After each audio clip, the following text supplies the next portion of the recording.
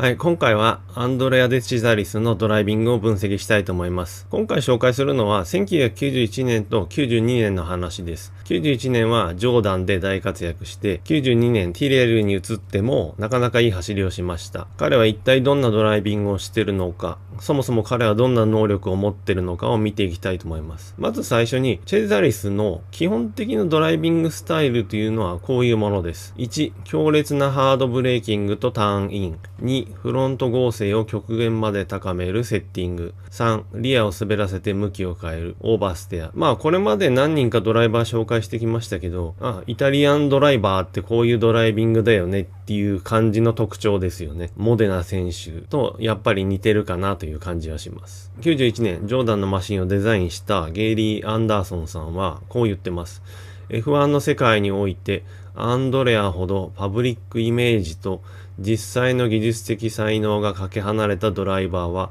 他にいないだろう。世間が思ってるイメージと実際の技術的な能力が全然違うって言ってます。確かにチェザリスといえばクラッシュキングとか、日本のテレビでは走る解体屋とか言われてましたけども、実際このジョーダンに来る前まではクラッシュしたりリタイアしたり非常に多かったと思います。人々は彼をクラッシュの多い男として記憶しているかもしれない。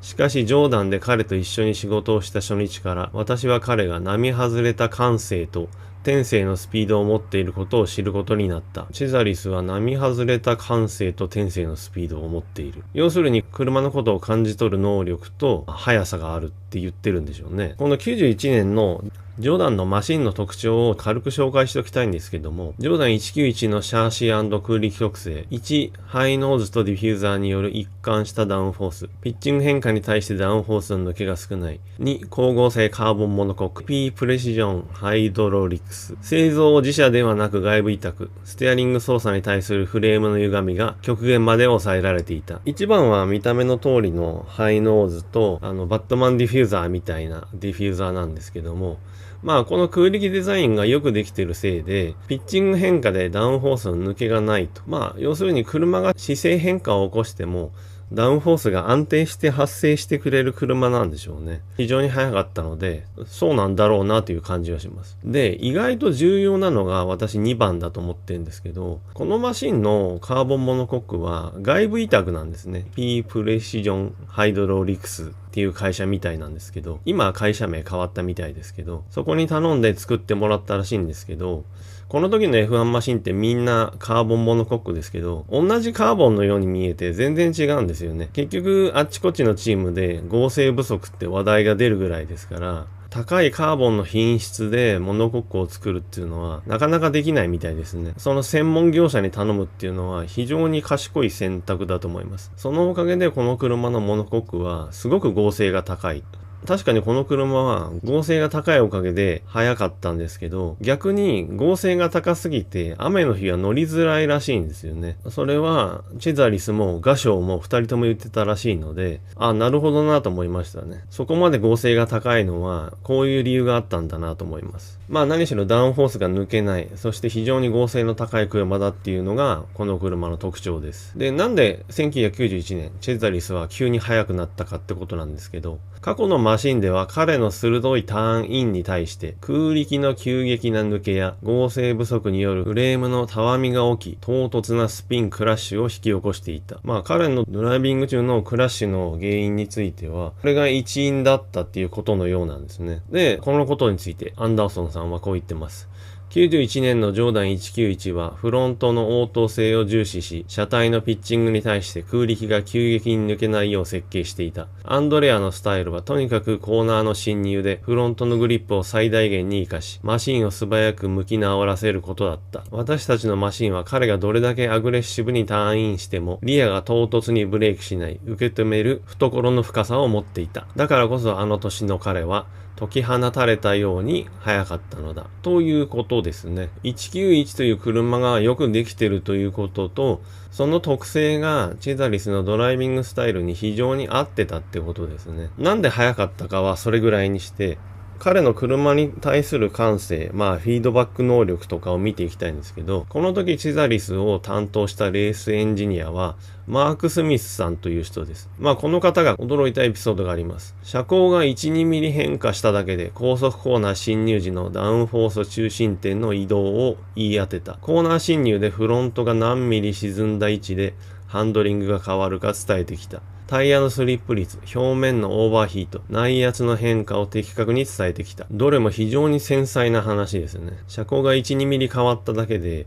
フロントとリアのダウンフォースのバランスが変わって、それを言ってきたらしいんです。で、次のコーナーの進入でフロントが何ミリか沈んでハンドリングが変わる。この辺も非常に繊細で、ダンパーの調整とか、バンプストップラバーの調整とか、そういうのは非常に細かかったらしいです。で、最後のやつが一番すごいんですけど、タイヤのスリップ率、オーバーヒート、内圧、これ全部ちゃんとバラバラに言ってくるらしいんですね。今はタイヤが何%滑ってるとか、タイヤの表面がオーバーヒートしてる。で、逆に内圧だけが上がってる時は内圧が上がってるって言ってくるらしいんですね。クラッシュキングなんてあだ名からは全く想像もできない非常に繊細なフィードバック能力というか、車のことを理解してるとも言えます。世間が抱いていた荒々しいドライバーという印象とは正反対に、レースエンジニアであるマーク・スミスにとってのチェザリスは走る人間データロガーであり、ジョーダン191のポテンシャルを極限まで引き出すための不可欠なパートナーだった。この時はまだまだまともなデータロガーじゃないですから、しかも新興チームのお金のないジョーダンは本当に限られたデータしか取れてなかったでしょうから、チェザリスのフィードバックっていうのが非常に重要だったでしょうね。で、アンダーソンさんも同じくこのように言ってます。アンドレアは非常に繊細な感覚を持っており、サスペンションのわずかなアライメント調整の違いまで即座に見抜いた。彼が私に与えてくれたフィードバックは、ジョーダン191を熟成させる上で不可欠な要素だったのだ。この191という車は非常に速くて、設計も良かったんだろうし、型落ちですけど、フォード HB という軽いエンジンを使えたっていうのも、車のいいバランスを取ることができたっていうこともあるんでしょうけども、この車がちゃんとセットアップされて熟成されていったっていうのは、チェザリスさんの能力によるものが非常に大きいんだなってことがわかります。もしこの時のドライバーがチェザリスじゃなければ、ジョーダンがこの年あんだけ活躍できたかどうかっていうのは非常に微妙ですよね。この91年、ジョーダンでチェザリスは大活躍したわけですけども、残念ながら92年はティレルに移籍することになります。92年の話を説明する前に、先ほどチェザリスは鋭いターンインで曲がるということを紹介しましたけども、ティレルのマシンは91年の時点で合成が足りなくてフロントのダウンフォースもないというひどい車でしたが、92年はその中古車なわけです。チェザリスには絶対合わないはずなんですけど、なぜか92年もチェザリスは早かったです。どういうことなんでしょうか。ティレルの 020B をデザインというか改良したのはジョージ・ライトンさんです。このように言ってます。92年のマシンはアクティブサスペンションを持つ上位勢に対して空力メカニカル双方で遅れを取っていた。限界が低くアンダーステアが出やすいフロントに対し、進入でのブレーキングを踏み残して荷重をフロントにかけ続け、ターンインの遅れを自らの操縦でカバーしていた。ライトンさんも認めてる通り、限界が低くてアンダーステアが出やすいって言ってますね。それに対してチェザリスはブレーキングで荷重をフロントに強く残してドライビングでカバーしてたと言ってますね。で、もうちょっと詳細に彼のドライビングを見ていきたいんですけど、20B に合わせたドライビング。1、クリッピングポイントまでのトレイルブレーキング。フロントタイヤの設置荷重を物理的に強制補填。2、アンダーステア殺しのパワーオーバー。あえてイルモアのピーキーなパワー立ち上がりを利用。フロントのダウンフォースが足りない分をトレイルブレーキングで設置荷重を増やして曲がったと。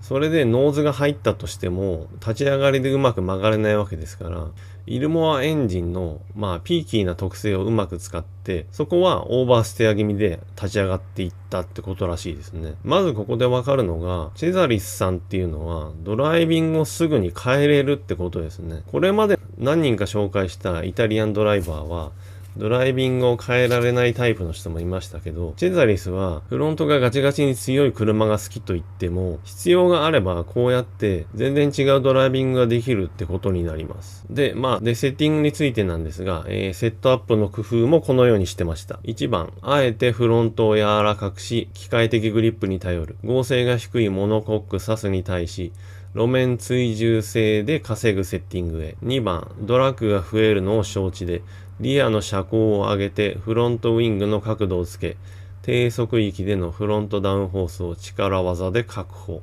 この1番の、フロントサスを柔らかくして、メカニカルグリップを上げる。その理屈はわかりますけど、先ほども言ったように、チェザリスにとっては、運転がしにくいセッティングなはずですよね。だけど、それにもちゃんと合わせられると。フロントのダウンフォースが足りない分、リアの車高を上げて、要するに車を前に前傾させるわけですよね。それでフロントダウンフォースを作ると。空気抵抗が増えちゃうのは分かってるんだけど、そこまでやって、で、車がなんとか曲がるようにすると。なので、とにかく自分のドライビングスタイルということよりも、マシンがどうやったら速くなるかということを優先して考えられる。それにアジャストできる人なんだなってことがよく分かります。で、この時のレースエンジニアは、アンディール・フレミングさんです。アンディさんはこのように言ってます。アンドレアは非常に仕事熱心で、メカニカルセットアップの変化に対するフィードバックが驚くほど正確だった。彼はマシンに妥協を許さず、エンジニアである私にも100分の1秒を削るための変更を厳しく求めてきた。ジョーダンの時と同じように、まずマシンの変化に鋭いということと、フィードバックが正確って言ってますね。で、やはりレーサーとして一番大事なところ、速さを追求する気持ちが非常に強いってことですよね。エンジニアである私にもそれを求めてきたと言ってますね。この92年のティレルのマシンは、ホンダエンジンよりも軽いイルモアエンジンになって、バランスが良くなった。その点では車は前年より良くなったんでしょうけど、それでこの年のティレルは速かったというよりも、やはりチェザリスさんがいてこそ速く走れた。この時のチームメイトはオリビエ・グルイヤールですけども、グルイヤールさんは大して速くなかったですよね。ポイントをガンガン稼いだのはチェザリスさんなので。とにかくチェザリスさんっていうのは、ドライビングも器用だし、マシンのセットアップ能力も素晴らしいんだけど、根本的にレーサーとして一番大事な、速く走るという気持ちが強いし、それをちゃんとスタッフ側に伝えてくる。レーサーとしてやるべきことをちゃんとできる人なんだなということも分かりました。この92年のチェザリスについて、ゲイリー・アンダーソンさんはこのように言ってます。ドライバーの本当の価値が問われるのは完璧なマシンに乗っている時ではなく、扱いづらいマシンに乗せられた時だ。92年に彼がティレルで見せた走りは、彼の経験値の高さと、どんなマシンからでも 100% のポテンシャルを引き出す能力を証明していた。その通りですね。91年のジョーダンのマシンが速くて、チェザリスさんがそれにマッチングして速かったと。それも素晴らしいことだけど、それは当たり前とも言えるわけで。で、92年、ダメなチームのダメなマシンに乗っても速さは変わらなかった。それはアンダーソンさんの言う通り、ドライバーの本当の価値が問われる状況になったわけですよね。だけどそこでも能力を証明したと。私もこの動画を作るまでチェザリスさんっていうのはどんなドライバーなんだろう。91年早かったというのは分かってますけども、ここまで彼が車に対しての理解があって、センシング能力とフィードバック能力があるとは思っていませんでした。実は彼の素晴らしい仕事ぶりは、この後もありまして、特に94年、94年は彼はレギュラーシートはなかったんですが、スポット参戦でジョーダンに乗って、その後ザウバーに乗りました。そこでもとてつもない仕事をしています。それは別の動画で紹介したいと思います。今回の動画でチェザリスさんの能力、素晴らしさというのが分かっていただけたかなと思います。はい、今回の動画はここまでです。チャンネル登録者1万人に到達しました。どうもありがとうございます。僕は始めて5年半ぐらいですかね。経ってるんですけども、皆さんのおかげでなんとか1万人到達できました。次の目標はどうしましょうかね。まだ悩んでるとこですけど、5万人ですかね。何しろ、動画作り頑張りますので、次回もまた誰か他のドライバーを紹介しようと思ってますので、はい、よろしくお願いします。